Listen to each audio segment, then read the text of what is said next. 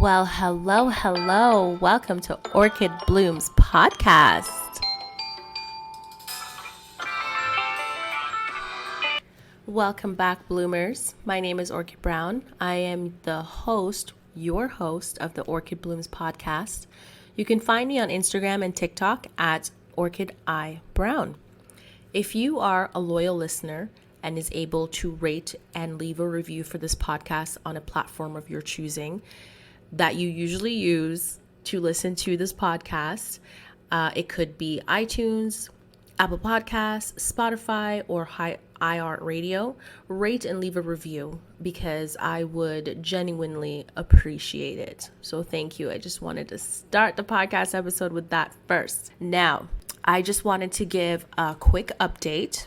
I am hoping to start launching a few reels or photos of the merch that we now have on the website.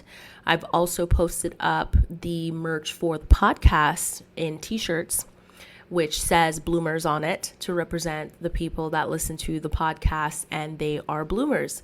You are growing, you are doing the best that you can, and you are learning and you're developing.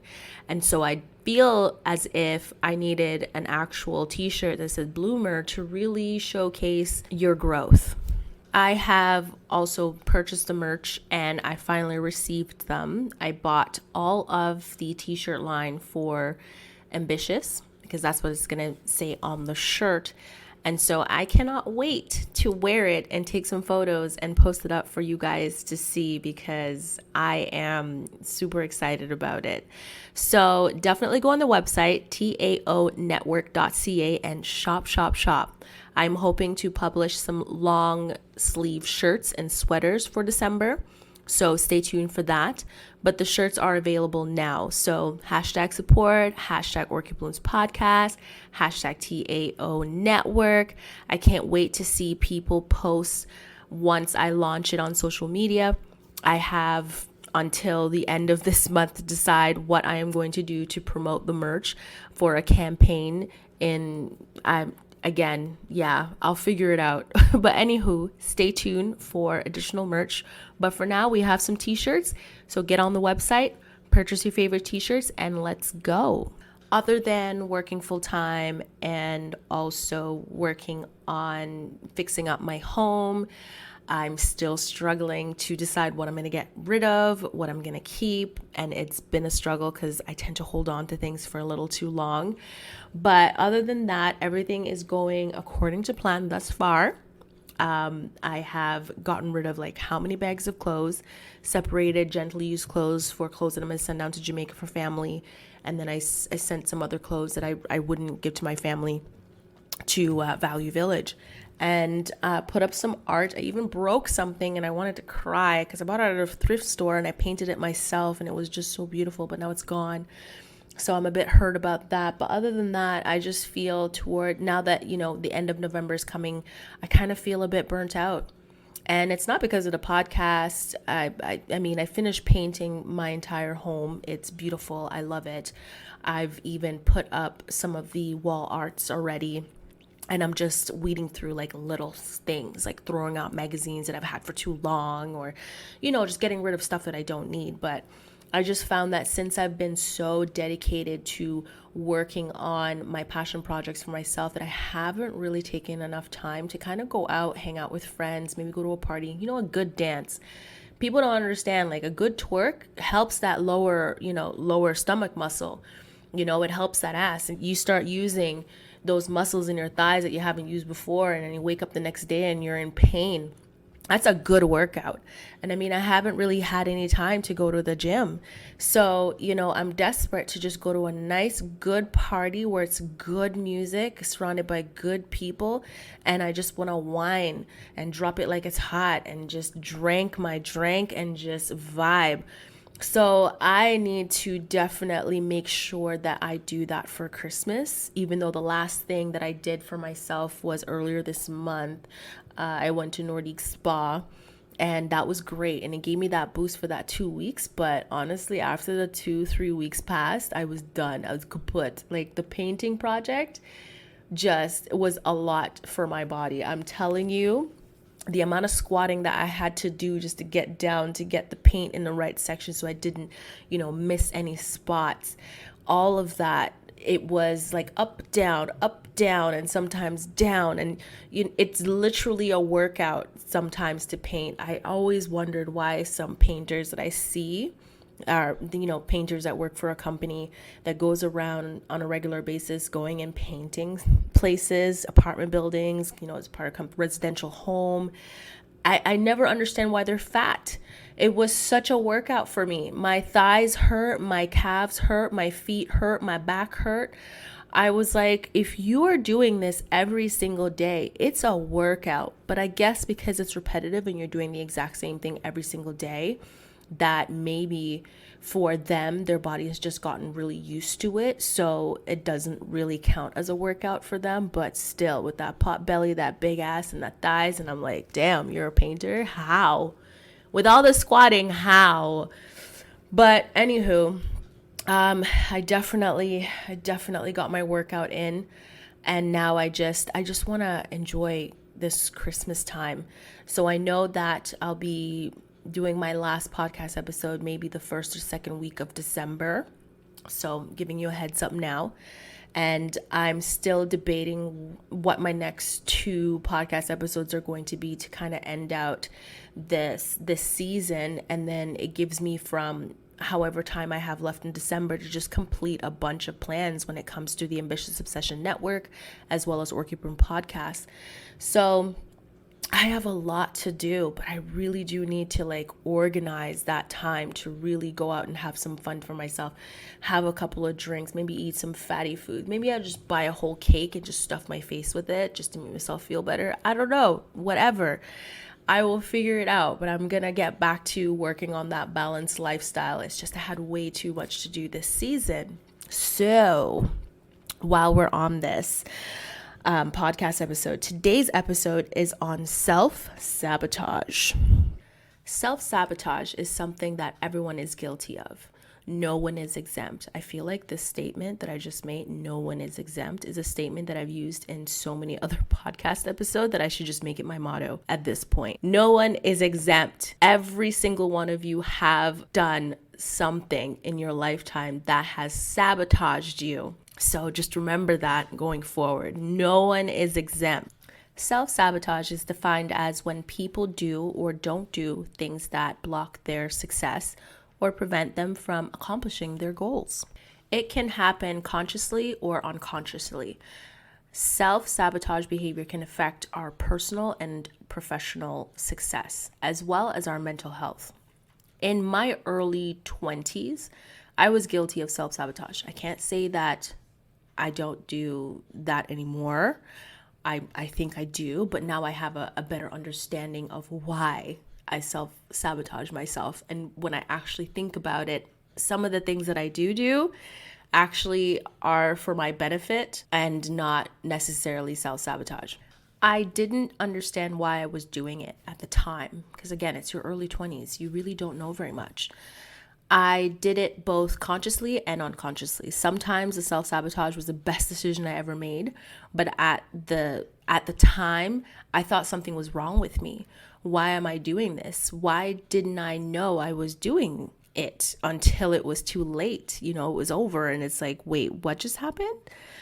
So thankfully, my self-sabotaging was not destructive, thank God. It ended up saving me from hardship.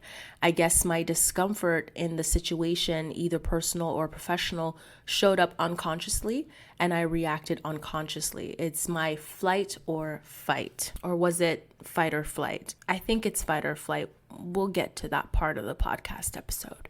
Fight or flight response is an automatic psychological reaction to an event that is perceived as stressful or frightening. The perception of threat activates the sympathetic nervous system and triggers an acute stress response that prepares the body to fight or flee.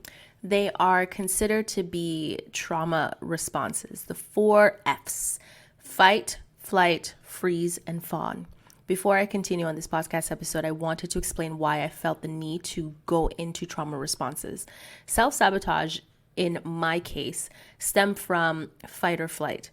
I made conscious and unconscious decisions based on this. I wanted to touch on these four because maybe there are people out there that struggle with this. Trauma responses can affect your behavior and also explain why you may self-sabotage. Back to the topic. The 4 F's, trauma responses, is a reaction that is triggered when there are a perception of or an actual threat, like an oncoming car or a growling dog. Research has compiled evidence for different trauma responses that we tend to display in order to protect ourselves from the threats or perceived threat. I feel the example of ongoing car and a growling dog are a normal reaction.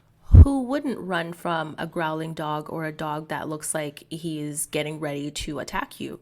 In regards to feelings, that's a whole different ball game. Some people are afraid of getting hurt emotionally and would sabotage themselves out of love, especially if we feel undeserving or we've been through stuff in our lives or we've done things in our lives that we ourselves have not forgiven ourselves for. We tend to now make our lives much difficult, forget that we're human and that everyone goes through this and no one is perfect. And so we take on that burden. We take on that burden of thinking that this person is too good for me. I can't be with this person.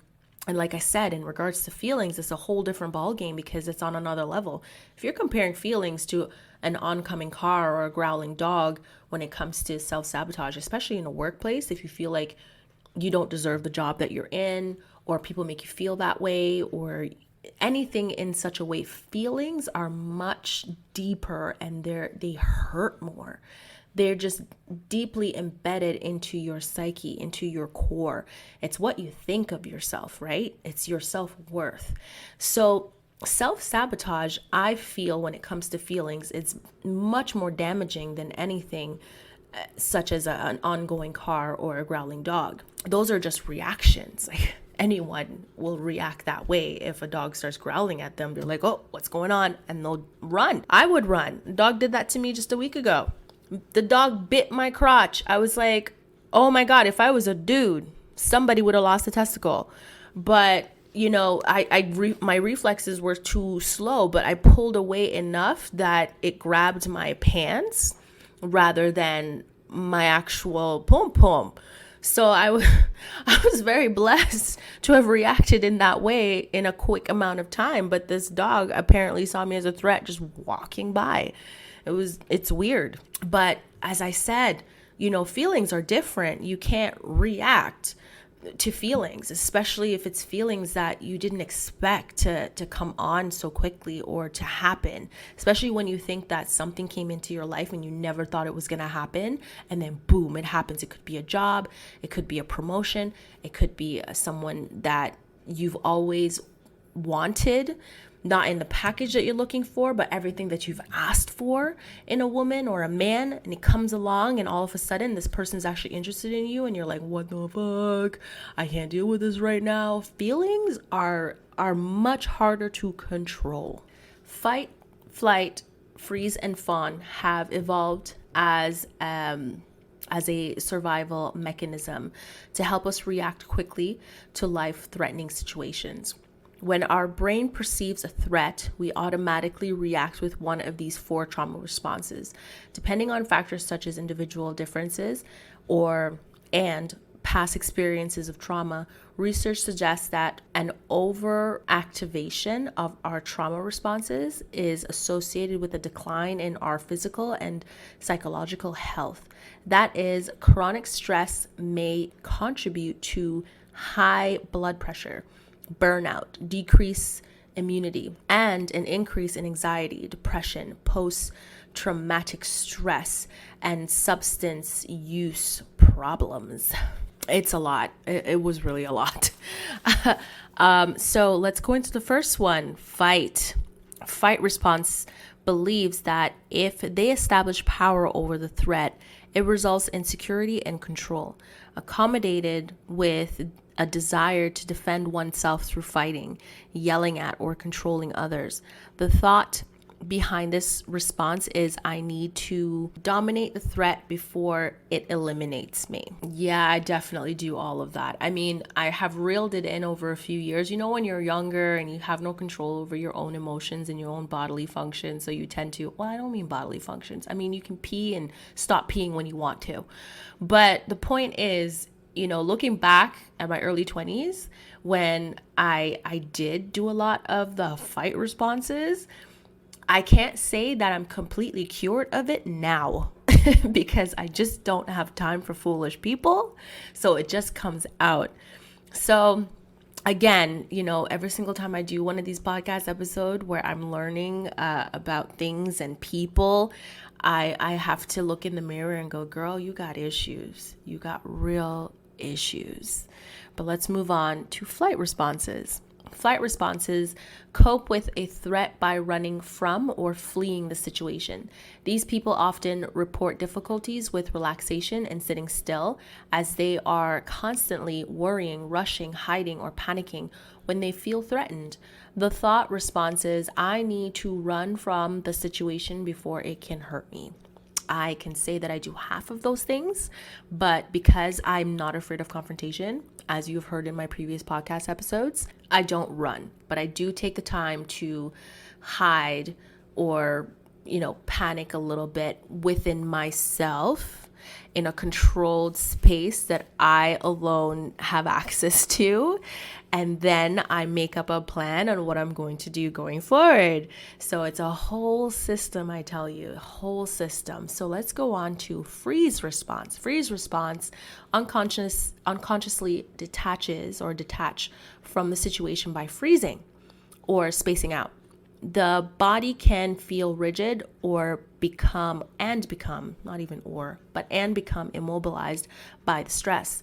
The thought behind this response is, if I don't do anything, the threat cannot hurt me. The way of dealing with perceived dangers may result in difficulty making decisions or getting motivated.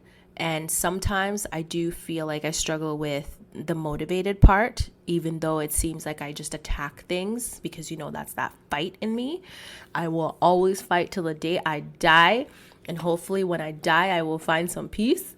But in this situation, I'm trying to think back on my life and find out when have I ever freezed in a situation?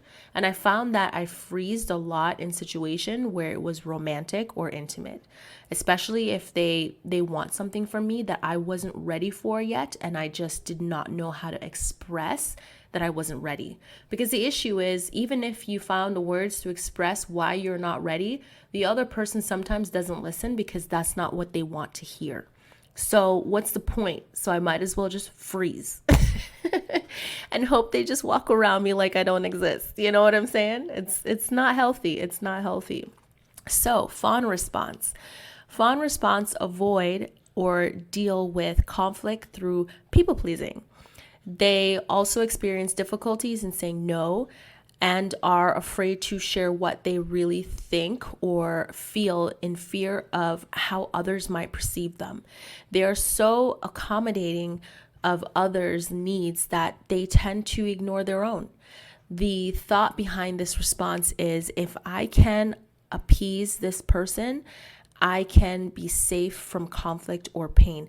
And you know what? I cannot say that I'm exempt from this, because during the summertime, I was hanging out with a girl that I used to be friends with back in the day. And I had to walk away from her due to like a conflict of values. And I just didn't think she knew me well enough for her to start making certain decisions that I would not appreciate. But this time around, when we reconnected again over the summertime, I found myself just kind of tiptoeing and people pleasing to try to avoid that explosion that's going to come from this girl that's out of nowhere, that I won't even see coming, and I won't know what triggered it because she doesn't really talk about, you know, certain things that she doesn't like. And when she does talk about things that she doesn't like, it's kind of like, listen, there are people out there in the world that struggle with this. Like, you can't snap at everybody. So when it did finally happen, it's like all of that people pleasing that I did, or the appeasing of this person, all of that I did over the summertime to avoid that conflict, just ended up happening anyways. And I was like, girl, you should have known better. You should have known better. But I was trying to give second chances. And I mean, she did lead with, I have changed. I mean, I should take my own advice, because I keep telling you guys that when someone tells you something, like, oh, I'm really good in bed. Oh, I'm not a predator, Or they'll say stuff like, I'm a nice guy. And then it'll turn out they're nothing that they said they were. I should have known this because I said it to you. They fool you. But what you need to understand is the lie isn't about you. The lie is about them. They actually believe that they're nice guys. They actually believe they're not predators. They actually believe that they have changed, that they have grown. And really, the only reason why they think that way is because they have not been tested, right? You have to, once you say that, you need to be tested. So when I hear people say, I'm not this person, or I've changed, or I've grown, or I need to see it. So that moment will come where you will be tested and you're going to have to back up what the fuck you said. But anywho, I feel that people who exhibit self-destructing behavior experiences one or more of the 4 F's. Of course, this is all my opinion. No one has told me. I haven't researched this and found like a clinical doctor that says, oh, they're very much connected. No, this is just my own opinion. The case of self-sabotage behavior often stems from low self-esteem, negative self-talk, and related negative emotions, which are continually reinforced by the resulting failures. And I can say that every single time I fail at something, it does affect me negatively. It makes me wonder if something is wrong with me. I understand that feeling. I have been there. Like, why can't I conform? Why is it so easy for other people to do it, but yet it's so difficult for me? Why do I feel like I have to work 10 times harder to get to that little, the 10% that these people are giving? Why is that? Is it favoritism? Is it, I don't know what it is, but that does happen when you experience failure. And thank God for people coming online and talking about how, they failed themselves, and they're talking about how they've reached their level of success, but they're also making sure that you understand, like, this road to success was not easy. Like, they went through hell and back. They almost gave up. I love those stories because it reminds me that I'm not alone. I am not alone. You can beat self-sabotage by monitoring your behavior, feelings, thoughts, and beliefs about yourself and challenging them when they stand between you and your goals. All of these things are what I had to do, or what I had to work on for years. I literally spend my 20s working on me.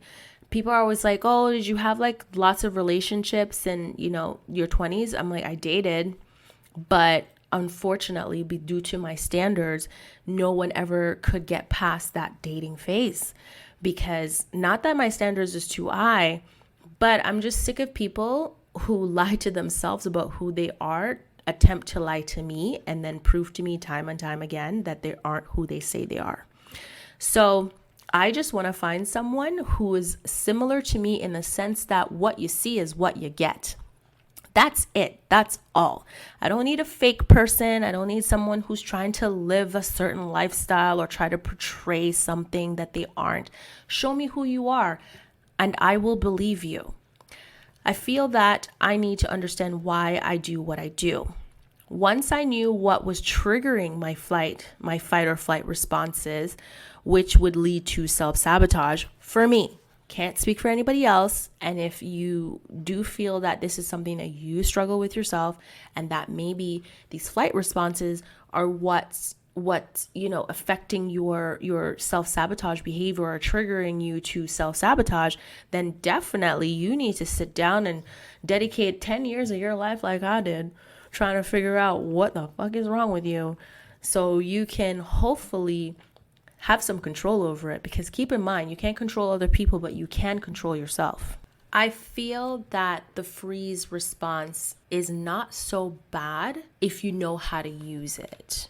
When I was learning about myself and what my triggers are and, self-sabotage and how I did it to myself and asking those questions, I also realized that the freeze response was the best response in those types of situations. I had to learn how to freeze when I'm about to self-sabotage. And I mean, it's so hard because you do it unconsciously as well. So it's like, how do you catch yourself? And if I made the mistake or acted upon that self-sabotage, then it's almost like I really needed to just freeze, just stop, not be impulsive, just stop. Talk to myself. I know I sound crazy, but talking to yourself is the best thing you can do. I had to quickly apologize to myself. And then I had to go to that person's face, not through text message, not through, the phone call. I mean, show up to their face regardless of the consequences and apologize to them as well. I had to follow up with an explanation. An apology without an explanation and understanding means nothing. It means you never learn from your mistakes. And so I learned the proper way to apologize, not just to others, but to myself, and truly understanding why I did that, where it stemmed from, and figuring out how to fix that going forward. A lot of people like to connect self-sabotage with self-destructive behaviors. Self-destructive behavior is when you do something that's sure to cause self-harm, whether it's emotional or physical. An example of this is attempting suicide, binge eating, gambling, gaming, or shopping. Self-sabotage would be eating junk food after promising yourself that you would eat healthier. Self-sabotage would be wanting to find love and finally meet that person only to freeze and take flight. Self-destructive behavior would be similar to a person that has an addictive personality. And I dedicated an entire podcast episode to people that have an addictive personality. People who take a lot of drugs, especially cocaine or heroin, which, destroys the mind and the body. Your life is consumed by this drug. You think about it, you live for it, you breathe for it, you would die for it, you would sell your body for it. That is destructive.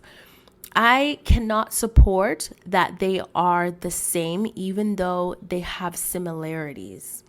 While we are on the subject of self-destructive behavior refers to any action you make, even though you know it will have negative impact on your life. So it is still a choice.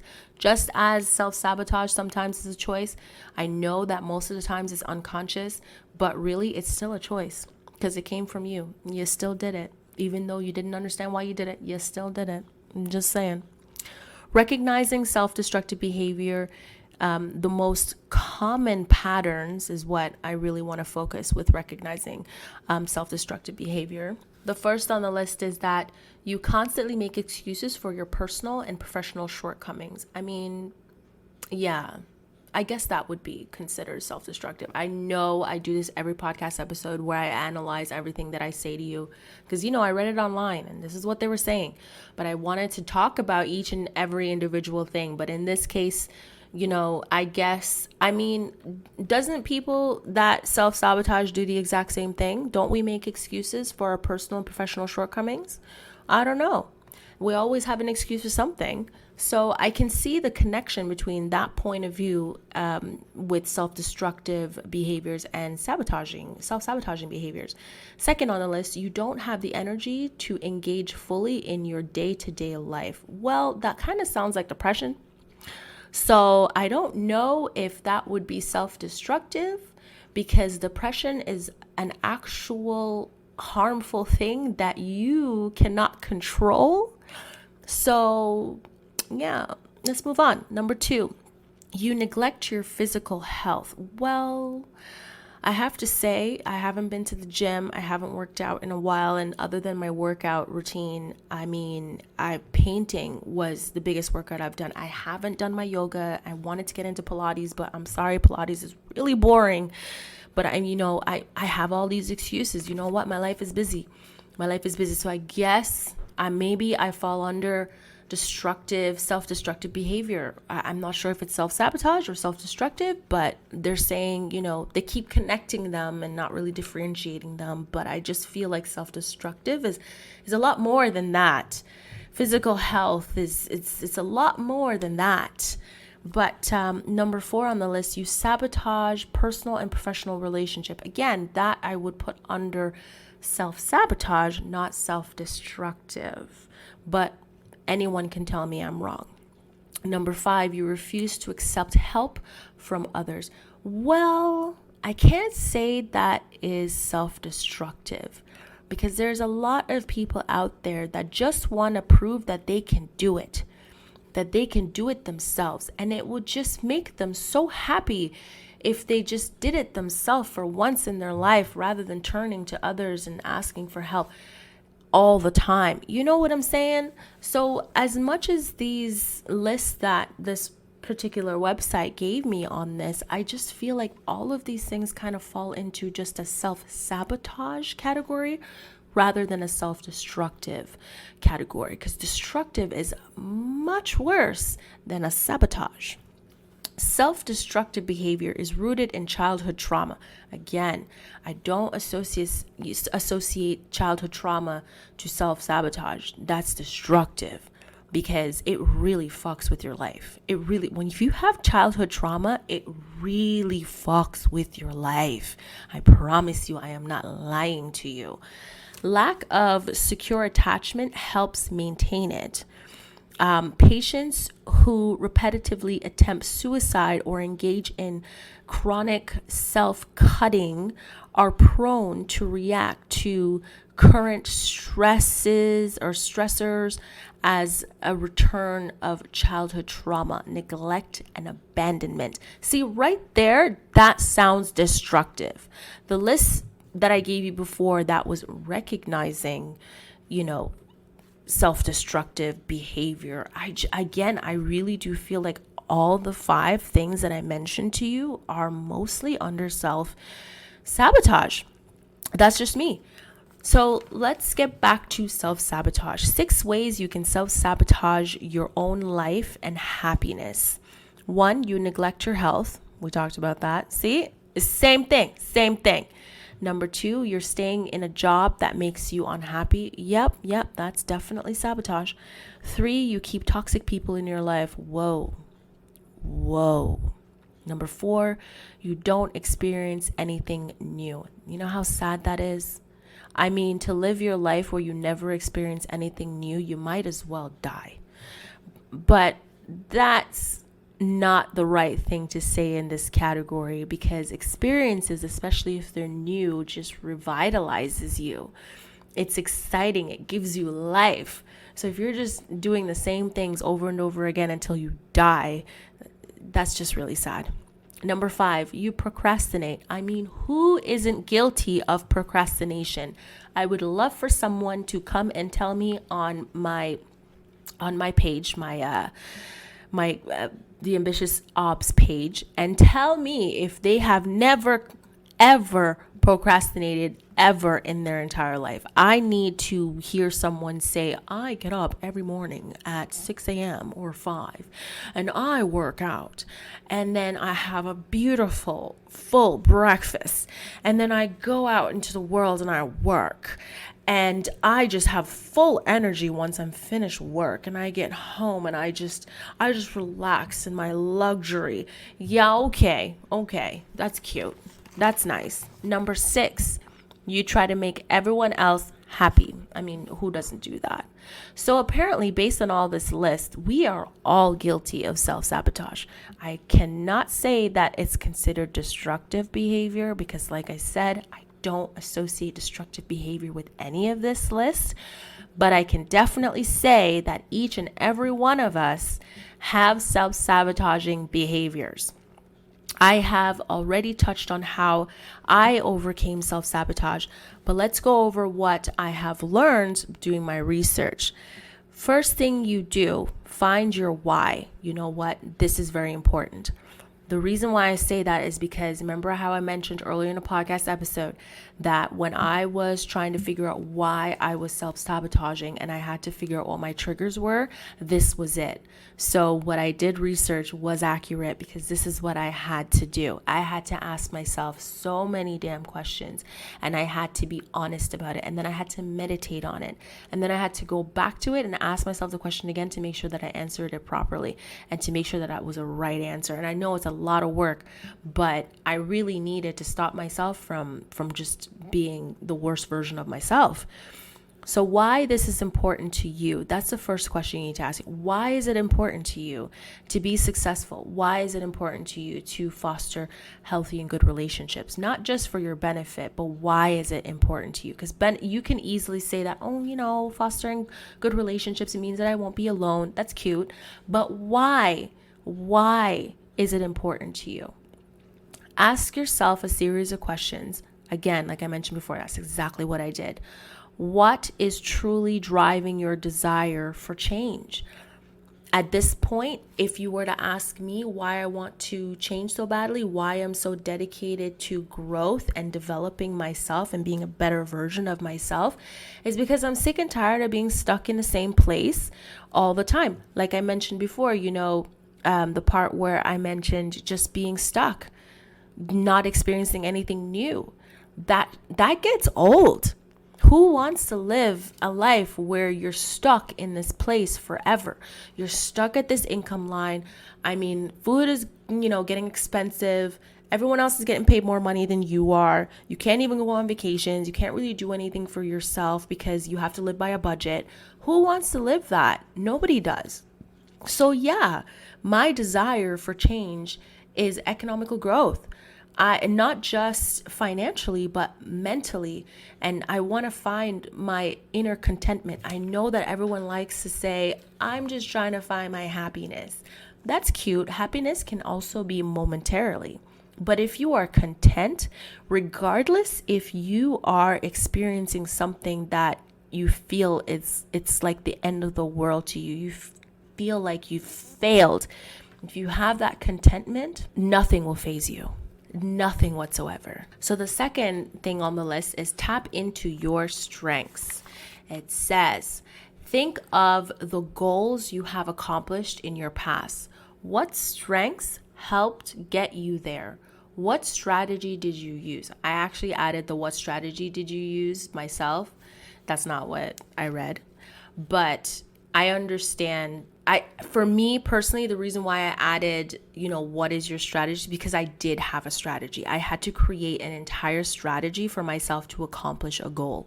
To not fall off track, I had to create an entire schedule. I had to make sure that a certain percentage of my day was dedicated to this, and then a certain percentage of my day was dedicated to something else. So yeah, it's a whole thing. It's not just thinking, okay, well, my strength is that once I start something, I just do it. Or I'm really good at focusing at this time or that time, because some people are night owls, so they do the best work at night. And then there's certain people that are morning people, so they do their best work in the morning. And yes, that is a strength, but it's also a strategy, because then you have to create a strategy around that. And so I felt like that was a part that was missing, so I decided to throw it in. And number 3 on the list was practice. Making new choices, changing bad habits takes time. A lot of practice, focus on one goal at a time. It requires perseverance. And that is very true. In my 20s, like early 20s, I had so many things going all the time. And guess what? You know what the results of that was? Nothing ever got done. Because I got burnt out doing too many things all at the same time. And I have mentioned this in the podcast episode that I did last year called Good Intentional Habits. And this is something that I mentioned there, and I still have to do it now. And I have to learn how to focus on one goal at a time. Keep in mind, I do slip. I do. I'm not going to sit here and say that I've perfected how to not sabotage myself and I'm on the right path to success. No, I struggle every single day. Every single day, especially when you're tired and you just don't have the damn time to focus on shit. Yeah, every single day I have to freeze. I have to think and I have to go, is this going to benefit me in any way if I decide to take this time to focus on that and start it and never finish it, or finish what I had started a week ago? Okay, be smart, practice. And keep in mind, practice doesn't mean that you're going to get it right within a month or 6 months. That's great. It takes a lifetime.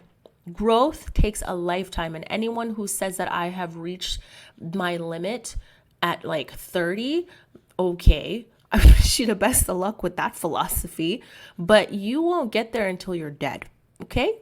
You are going to learn stuff about yourself until you are on your deathbed. You're going to be like trying to get air. You could be going to bed and maybe die in your sleep. And before you sleep, the last thought could be something regarding your growth as a human being. It will never die. I know I sound morbid. I'm so sorry. The fourth thing on the list is therapy. All my podcast episode always ends with therapy. I know. I need therapy. If not, a life coach would do. I didn't do it, and that's something that I want to be honest about. I've never done therapy, and I had to find what worked for me, and a lot of you are like me. So I just want you to know that if you're not doing therapy, nothing is wrong with you. You're just more like myself. We are self-reliant. If we can't fix it ourselves, then we do research. And if that doesn't work, we seek help. But we need to know that we did everything we could do in our own power to get that job done. And then we'll consider therapy. That's how I think. But again, if you're doing therapy, nothing's wrong with that. Go for it. Get that help that you need. You're stronger than I am.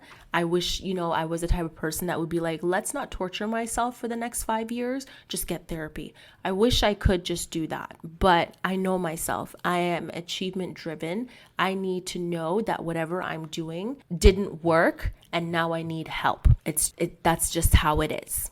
Behavioral therapies teach techniques that focus on the problematic thought or actions that may be getting in your way of successfully reaching your goals.